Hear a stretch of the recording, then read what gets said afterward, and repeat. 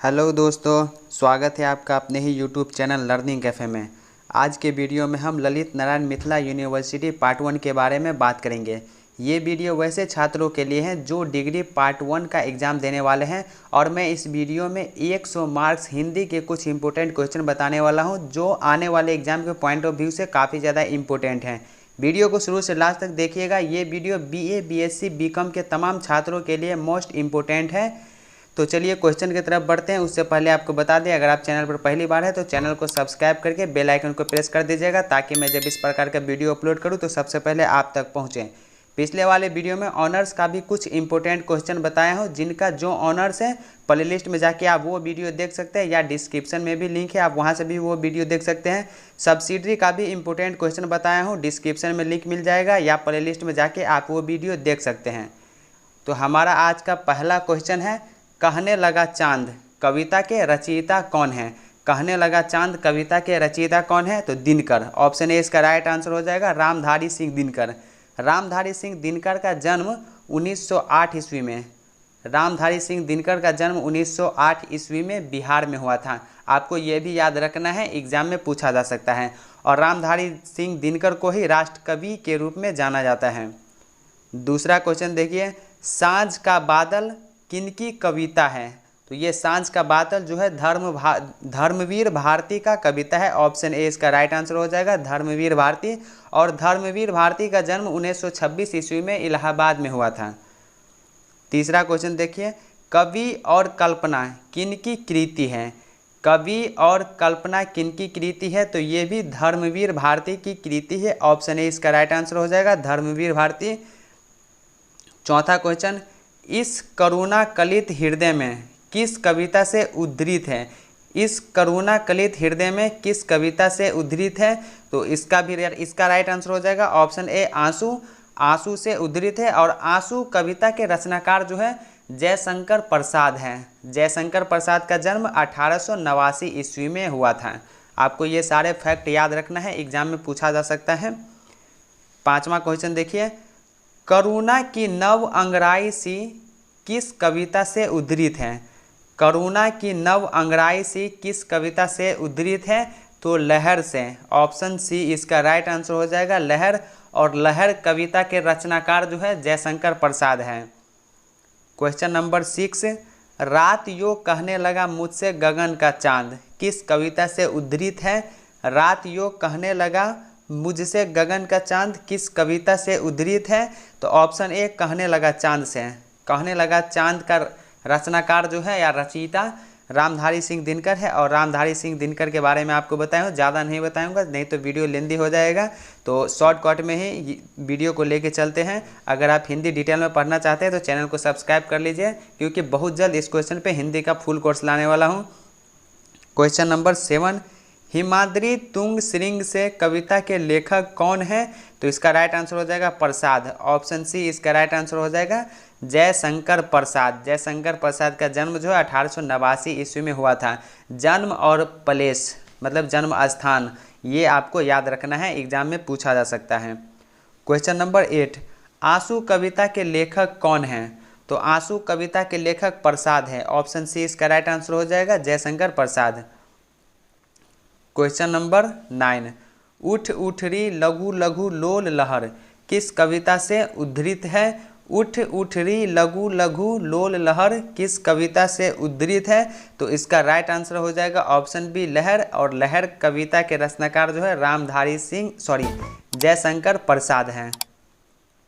Question number 10, गाकर गीत विरह के तटिनी किस कविता से ली गई है?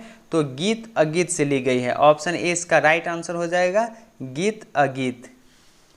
क्वेश्चन नंबर 11, धर्मवीर भारती की कविताओं का नाम लिखें। धर्मवीर भारती की कविताओं का नाम लिखें। तो ये सांझ का बादल है, धर्मवीर भारती की ही कविता है। और कवि और कल्पना, ये भी धर्मवीर भारती का ही कविता है। तो इसका राइट आंसर जो होगा ऑप्शन ए और ऑप्शन सी, ये दोनों इसका राइट आंसर हो जाएगा। क्वेश्चन नंबर 12, भीष्म का पश्चाताप के कवि का नाम लिखें। भीष्म के पश्चाताप के कवि का नाम लिखें। तो ऑप्शन डी, रामधारी सिंह दिनकर इसका राइट आंसर हो जाएगा। क्वेश्चन नंबर 13, नागार्जुन का वास्तविक नाम क्या है? नागार्जुन का वास्तविक नाम क्या है? तो वैजनाथ मिश्र। ऑप्शन ए इसका राइट आंसर हो जाएगा, वैजनाथ मिश्र। दोस्तों आपसे एक रिक्वेस्ट है, 75% से ज़्यादा लोग वीडियो देखते तो हैं लेकिन चैनल को सब्सक्राइब नहीं करते हैं, तो भाई आप लोग भी चैनल को सब्सक्राइब कीजिए, नोटिफिकेशन बेल को ऑन करके ऑल पे क्लिक कीजिए, ताकि मैं जब इस प्रकार का इंपॉर्टेंट वीडियो अपलोड करूँ तो सबसे पहले आप तक पहुँचें। क्वेश्चन नंबर 14, चिंता शीर्षक कविता के रचयिता का नाम लिखें। चिंता शीर्षक कविता के रचयिता का नाम लिखें। ऑप्शन में जयशंकर प्रसाद, दिनकर, निराला, मैथिली शरण गुप्त। तो इसका राइट आंसर हो जाएगा ऑप्शन ए जयशंकर प्रसाद। चिंता शीर्षक कविता के रचयिता जो है जयशंकर प्रसाद हैं। क्वेश्चन नंबर 15, चिंता कविता प्रसाद जी की किस कृति से ली गई है? चिंता कविता जो है प्रसाद जी की किस कृति से ली गई है? तो लहर से। ऑप्शन ए इसका राइट आंसर हो जाएगा लहर। क्वेश्चन नंबर 16, दूर कहीं पर अमराई में कोयल बोली किस कविता की पंक्ति है? दूर कहीं पर अमराई में कोयल बोली, ये जो है किस कविता की पंक्ति है? तो इसका ऑप्शन ए राइट आंसर हो जाएगा वसंत की आगवानी। ये पंक्ति जो है वसंत की आगवानी की है। क्वेश्चन नंबर 17, वे लोहा पीट रहे हैं वाक्य से नागार्जुन की कौन सी कविता प्रारंभ होती है? वे लोहा पीट रहे हैं वाक्य से नागार्जुन की कौन सी कविता प्रारंभ होती है? तो वे और तुम प्रारंभ होती है। ऑप्शन ए इसका राइट आंसर हो जाएगा वे और तुम। क्वेश्चन नंबर 18, 7 गीत वर्ष किनका काव्य संकलन है? 7 गीत वर्ष किनका काव्य संकलन है? तो धर्मवीर भारती का संकलन है। धर्मवीर भारती का जन्म 1926 ईस्वी में इलाहाबाद में हुआ था। आपको ये सारे फैक्ट याद रखना है। क्वेश्चन नंबर 19, सूर्योदय से पहले का समय क्या कहलाता है? सूर्योदय से पहले का समय क्या कहलाता है? तो ब्रह्म मुहूर्त कहलाता है। ऑप्शन ए इसका राइट आंसर हो जाएगा ब्रह्म मुहूर्त। क्वेश्चन नंबर 20, संस्कृत के 4 अध्याय किनकी रचना है? संस्कृत की 4 अध्याय किनकी रचना है? ऑप्शन में है दिनकर की, मुक्तिबोध की, अज्ञेय की या निराला की। तो संस्कृत के 4 अध्याय जो है दिनकर जी की रचना है। ऑप्शन ए इसका राइट आंसर हो जाएगा दिनकर की। दोस्तों अगर आप ये पीडीएफ लेना चाहते हैं तो डिस्क्रिप्शन में टेलीग्राम का लिंक है, टेलीग्राम चैनल ज्वाइन करके आप वहां से इसका पीडीएफ प्राप्त कर सकते हैं। क्वेश्चन नंबर 21, भारत की प्राचीन भाषा है। तो भारत की प्राचीन भाषा क्या है? तो संस्कृत। ऑप्शन सी इसका राइट आंसर हो जाएगा संस्कृत। वेद जो है सबसे पुराना वेद ऋग्वेद है और ऋग्वेद भी संस्कृत में ही है। तो भारत का सबसे प्राचीन भाषा जो है संस्कृत ही है। क्वेश्चन नंबर 22, एक भाषा दूसरी भाषा से क्या लेती है? एक भाषा दूसरी भाषा से क्या लेती है? ऑप्शन में है अक्षर, ध्वनि, शब्दावली या इनमें से कोई नहीं। तो एक भाषा दूसरी भाषा से शब्दावली लेती है। ऑप्शन सी इसका राइट आंसर हो जाएगा शब्दावली। क्वेश्चन नंबर 23, किसी क्षेत्र विशेष में बोली जाने वाली भाषा को क्या कहते हैं? किसी क्षेत्र विशेष में बोली जाने वाली भाषा को क्या कहते हैं? तो उसे बोली कहते हैं। ऑप्शन सी इसका राइट आंसर हो जाएगा बोली। क्वेश्चन नंबर 24, वर्ण कितने प्रकार के होते हैं? वर्ण जो है वो कितने प्रकार के होते हैं? तो वर्ण 2 प्रकार के होते हैं, स्वर और व्यंजन। स्वर और व्यंजन की कुल संख्या जो है 52 होती है, जिनमें 11 स्वर्ण कहलाती है अ से लेके औ तक 11 स्वर्ण कहलाती है और व्यंजन 41 व्यंजन कहलाती है क से लेके ज्ञ तक। तो वर्ण की जो संख्या है 2 होती है, स्वर और व्यंजन। क्वेश्चन नंबर 25, हिंदी भाषा में वर्ण या अक्षर कितने प्रकार के होते हैं? हिंदी भाषा में वर्ण या अक्षर कितने प्रकार के होते हैं? तो ऑप्शन सी इसका राइट आंसर हो जाएगा 3 प्रकार के होते हैं। क्वेश्चन नंबर 26, हिंदी में स्वतंत्र रूप से बोले जाने वाले अक्षर क्या कहलाए जाते हैं? हिंदी में स्वतंत्र रूप से बोले जाने वाले अक्षर क्या कहलाए जाते हैं? तो व्यंजन कहलाते हैं। ऑप्शन सी इसका राइट आंसर हो जाएगा व्यंजन। दोस्तों सब्सिडरी का भी इम्पोर्टेंट क्वेश्चन का वीडियो बना के अपलोड किया हूं, अगर आप वो वीडियो नहीं देखे तो डिस्क्रिप्शन में लिंक मिल जाएगा या प्लेलिस्ट में जाके आप वो वीडियो देख सकते हैं जिनका जो सब्सिडरी है, सब्सिडरी का important question. Question number 27, Hindi में कितने स्वर हैं? तो अभी अभी आपको बताया हूँ स्वर की संख्या जो है 11 होती है, अ से लेके औ तक, अ से लेके औ तक 11 होती है स्वर की संख्या। तो ऑप्शन ए इसका राइट आंसर हो जाएगा। क्वेश्चन नंबर 28, व्यंजन कितने होते हैं? तो व्यंजन जो है क से लेके ज्ञ तक, क से लेके ज्ञ तक व्यंजन होती हैं और व्यंजन की संख्या जो है 41। क्वेश्चन नंबर 29, संज्ञा के स्थान पर प्रयुक्त होने वाले शब्द को कहते हैं। वैसे शब्द जो संज्ञा के स्थान पे आके यूज होता है उसे क्या कहते हैं? तो ये आप सबको पता ही होगा, उसे सर्वनाम कहते हैं। ऑप्शन ए इसका राइट आंसर हो जाएगा सर्वनाम। और सर्वनाम के जो है 6 भेद होते हैं, पुरुषवाचक सर्वनाम, निश्चयवाचक, अनिश्चयवाचक, संबंधवाचक, प्रश्नवाचक और निजवाचक। टोटल 6 भेद होते हैं सर्वनाम के। क्वेश्चन नंबर 30, स वर्ण का उच्चारण स्थान कौन सा है? स वर्ण का उच्चारण स्थान कौन सा है? तो दंत्य है। ऑप्शन सी इसका राइट आंसर हो जाएगा दंत्य।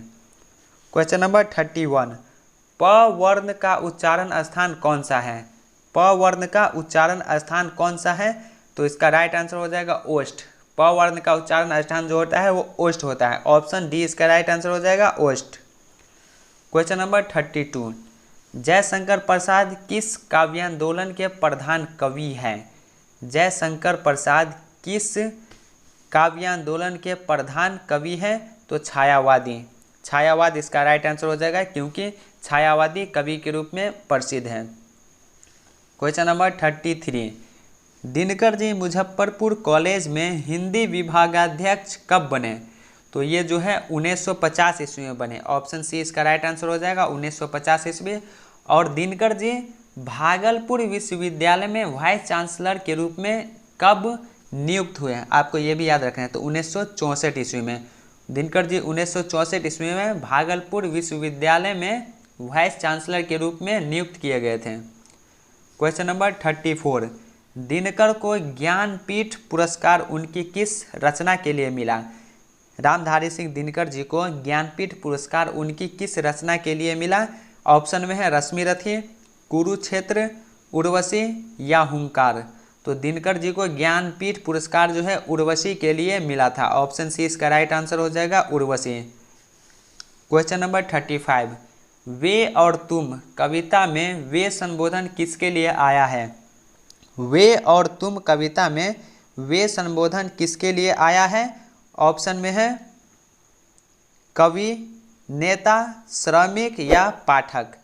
तो ये श्रमिक के लिए आया है। वे और तुम में वे शब्द जो है श्रमिक के लिए आया है। ऑप्शन सी इसका राइट आंसर हो जाएगा। क्वेश्चन नंबर 36, धर्मवीर भारती किस वाद से संबद्ध कवि हैं? ऑप्शन में है छायावाद, प्रगतिवाद, प्रयोगवाद या नई कविता। धर्मवीर भारती किस वाद से संबद्ध कवि है? तो इसका राइट आंसर हो जाएगा नई कविता। ऑप्शन डी इसका राइट आंसर हो जाएगा। क्वेश्चन नंबर 37, एक आंख से देखना मुहावरे का क्या अर्थ है? एक आंख से देखना मुहावरे का क्या अर्थ है? तो समान रूप से देखना। ऑप्शन सी इसका राइट आंसर हो जाएगा समान रूप से देखना। क्वेश्चन नंबर 38, अनुराग का विलोम है। अनुराग का विलोम क्या है? तो इसका राइट आंसर हो जाएगा ऑप्शन बी विराग। अनुराग का विलोम विराग होगा। क्वेश्चन नंबर 39, जो बहुत बोलता है उसे एक शब्द में कहा जाता है। जो बहुत बोलता है उसे एक शब्द में कहा जाता है वाचाल। ऑप्शन ए इसका राइट आंसर हो जाएगा वाचाल। क्वेश्चन नंबर 40, सुंदर का पर्यायवाची शब्द है। सुंदर का पर्यायवाची शब्द है सुरभि। ऑप्शन ए इसका राइट आंसर हो जाएगा सुरभि। दोस्तों आज के वीडियो में 40 क्वेश्चन रहने देता हूं। इससे आगे कुछ और इम्पोर्टेंट ऑब्जेक्टिव क्वेश्चन आपको प्रोवाइड करा दिया जाएगा। लगभग 2 से 3 वीडियो आप वो देख लीजिएगा, उसी से एग्जाम में क्वेश्चन रहेगा। क्योंकि ललित नारायण मिथिला यूनिवर्सिटी क्वेश्चन को रिपीट करता है। पिछले वाले वीडियो में ऑनर्स का भी इम्पोर्टेंट क्वेश्चन बताया हो। जिन भाई साहब का जो ऑनर्स है प्लेलिस्ट में जाके आप वो सब्जेक्ट का वीडियो देख सकते हैं। दोस्तों अगर यहाँ पे वीडियो अच्छा लगा हो तो वीडियो को लाइक करके चैनल को सब्सक्राइब कीजिएगा। तो चलिए अब मिलते हैं नेक्स्ट वीडियो में इसका सेकेंड पार्ट को लेके। Thank you so much, take care, जय हिंद, जय भारत।